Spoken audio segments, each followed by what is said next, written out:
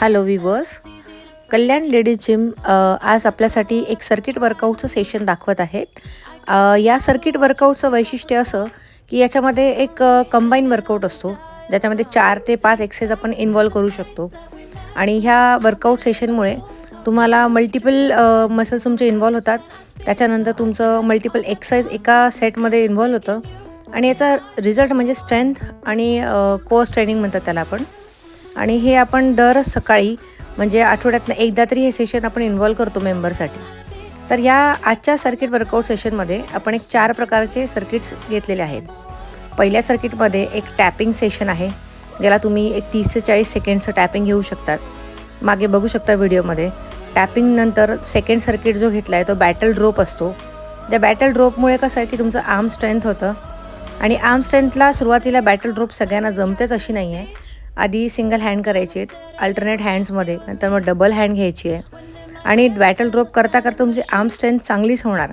पण त्याच्यानंतर जो सेट राहणार थर्ड सर्किट वर्कआउटचा, तो जम्पिंग स्क्वॉट्सचा राहतो.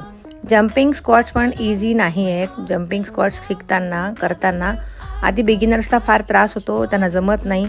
पण हे अंडर ऑब्झर्वेशन करायचं, कारण जम्पिंग स्क्वॉट्स म्हणजे कॉम्बी वर्कआउट आहे. याच्यामध्ये तुमचं थाईज, लेग्स, हिप्स वर्कआउट होतात. आणि जम्पिंग स्क्वॉट्स याच्यानंतर आपण पुढचा जो सेट सर्किटचा घेतो आहे तो एक पुशअप्स आहे. आता पुशअप्सचा एक प्रो पुशअप्स पण असतात, पण हे बिगिनर्स पुशअप आहे. तुम्ही बघू शकतात व्हिडिओमध्ये. दोन्ही गुडघे फोल्ड करायचे आहेत खाली. बेंड केल्यानंतर तुमचे दोघी पायाचे पंजे आतमध्ये फोल्ड करून मग दोन्ही आर्म्स भोवती पुशअप्स घ्यायचे आहेत. आणि शॉर्ट पुशअप्स आहेत. तुमच्या आर्म्सला स्ट्रेंथ मिळते, कोर स्ट्रेंथ मिळते.